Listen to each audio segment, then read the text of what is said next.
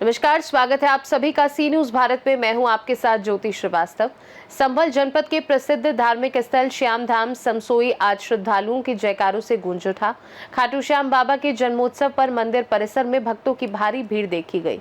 इस अवसर पर महंत प्रवीण मिश्रा जी महाराज ने भक्तों को संबोधित करते हुए ऐसे संदेश दिए जिन्होंने हर श्याम भक्त के दिल को छू लिया।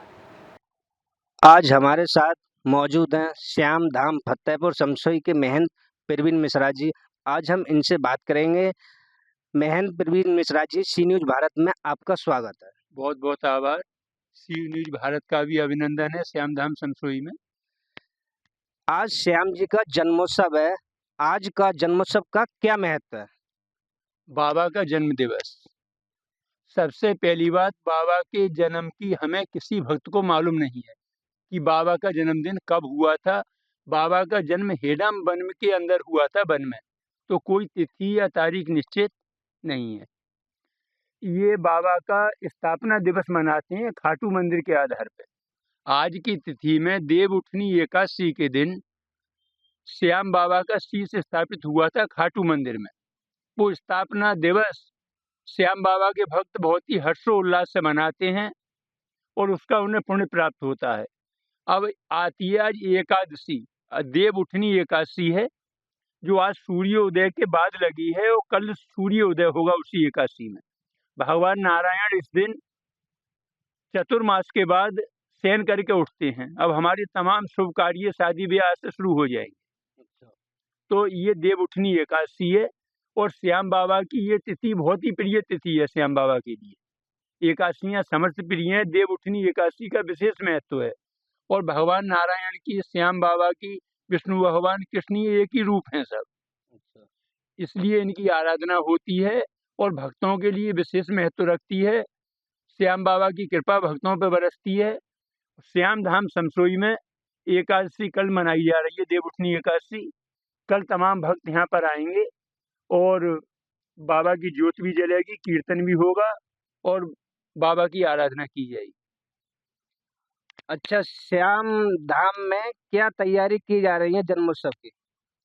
जन्मोत्सव की तैयारी यहाँ तो वही बाबा की आरती होती है और मतलब केक वगैरह लेके आते हैं भक्त लोग और मतलब यही मनाया जाता है। क्यों, खाटू धाम के आधार पे ही मनाते हैं। वहाँ स्थापना हुई थी मंदिर की आज के दिन, तो वही जन्मोत्सव के आधार पे, स्थापना दिवस के आधार पे उसे मनाते हैं और भक्त बाहर से आते हैं सब। हवन वगैरह भी होता है, यहाँ पे कीर्तन होता है कल और भक्त अपनी अर्जियाँ अरदास लगाते हैं।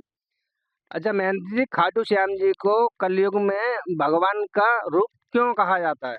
जी, ये महत्वपूर्ण बिंदु है कि खाटू श्याम जी कौन है। ये मतलब जिज्ञासा बहुत लोगों की रहती है।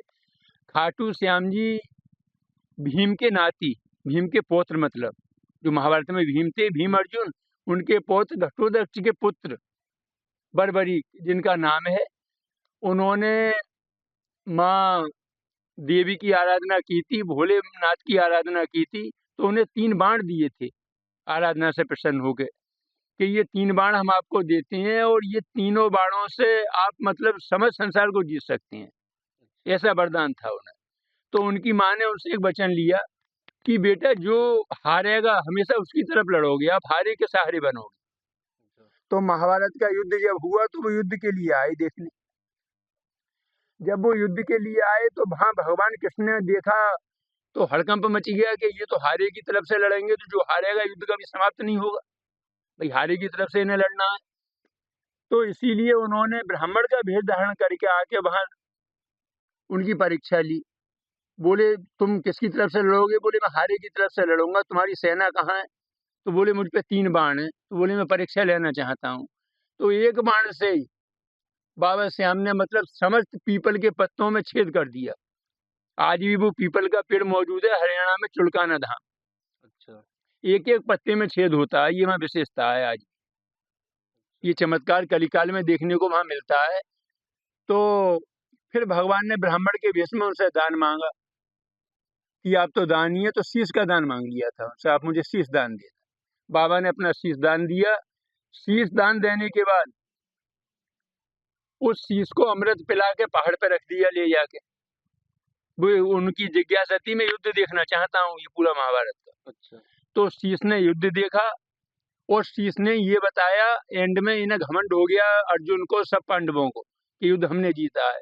तो बोले नहीं, किसी ने युद्ध नहीं जीता है, मात्र सुदर्शन चक्र ने ही पूरे सब मारा है, तुमने किसी ने किसी को नहीं मारा है।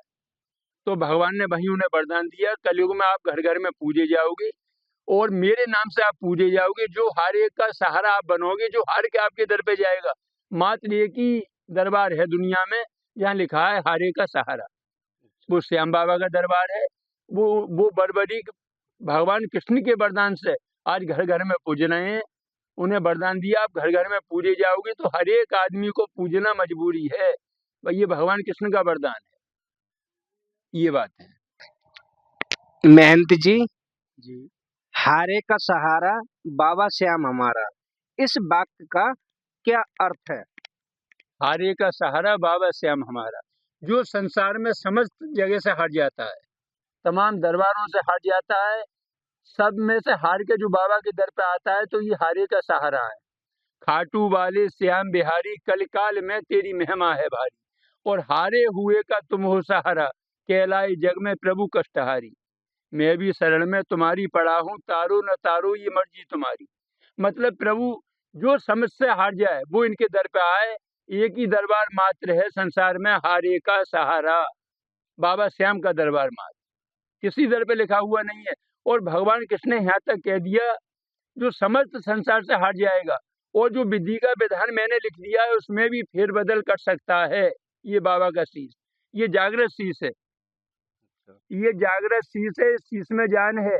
बाबा का शीश जहाँ भी स्थापित है, चाहे छोटा मंदिर हो या बड़ा मंदिर हो, उस दर पे आने के बाद भक्त खाली नहीं जाता है। ये मेरा आत्मविश्वास है और दृढ़ विश्वास है। बाबा श्याम कलयुग में घर घर में पूजनीय हैं, पूज रहे हैं और पूजेंगे। ये कृष्ण भगवान का वचन है, और भगवान योगेश्वर का वचन कभी मिथ्या हो नहीं सकता। जो गीता पे विश्वास करता है, जो कृष्ण पे विश्वास करता है, जो मानता है महाभारत सत्य है, उसे श्याम बाबा को पूजना ही पड़ेगा, ये मजबूरी है। अच्छा, आज के दिन खाटू श्याम जी को कैसे प्रसन्न किया जाए? आज के दिन समस्त बात है बाबा की ज्योत, बाबा की ज्योत जो जलती है वो बाबा का मुख है, और ज्योत में हमें उन्हीं चीजों को चढ़ाना चाहिए जो हम खा सकते हैं। जैसे कुछ भक्त इत्र डाल देते हैं ज्योत पे, बिल्कुल गलत है। इत्र ज्योत पे नहीं लगाना है, बाबा के फूलों के श्रृंगार पे लगाना है। ज्योत में गोला, नारियल, इलायची, लौंग, मिष्टान, देसी घी, ये चीज ज्योत में चढ़ती हैं बाबा की।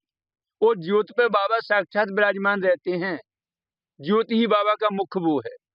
और ये गाय के गोबर के उपले पे ज्योत जलती है बाबा की। बाबा की ज्योत का विशेष महत्व है, उसी से बाबा प्रसन्न होते हैं। ज्योत आप घर पे भी जला सकते हैं, और ज्योत की भभूति जो है उसका मेन महत्व है।